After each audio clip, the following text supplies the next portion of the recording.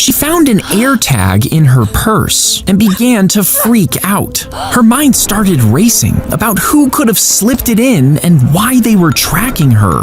In a panic, she called Alex, one of her closest friends. He arrived minutes later and assured her everything was fine, quickly taking the device off her hands. He Googled how to destroy it and learned a hammer was the best option. They both went out on the porch and he crushed the Airtag, which put her mind at ease, for now.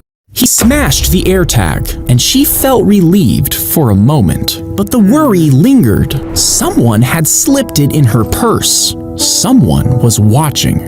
Alex offered for her to spend the night at his place, and she agreed. She didn't want to be alone. His apartment felt unfamiliar, but safer than her own. He tossed her a blanket for the couch and disappeared into his room. She couldn't sleep.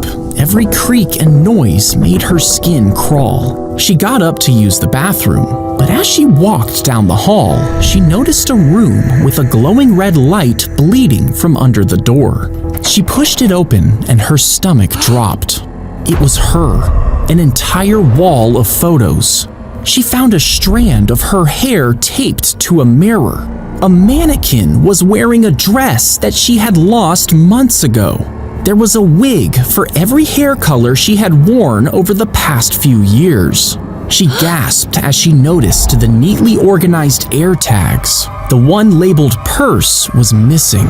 She stumbled backwards in disbelief, but as she turned to leave the room, I never lose track of what is mine. She woke up in a chair, the ties cutting into her wrists. Her head throbbed as she looked around and remembered where she was.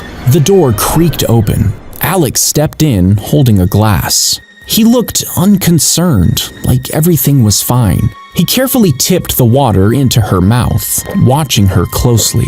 His expression shifted to something darker, more troubled. As he left, she knew she had to escape or something bad would happen. She tugged and twisted at the ties, desperate to loosen them before he returned. Meanwhile, Alex was fixating on a sharp knife resting on the countertop. His hands hovered over it, a conflicted look on his face. Finally, he picked it up with a heavy sigh, gripping it tightly. Alex returned slowly, knife shaking in his grip, tears welling in his eyes. As he placed a hand on her shoulder, something felt wrong. It was the mannequin.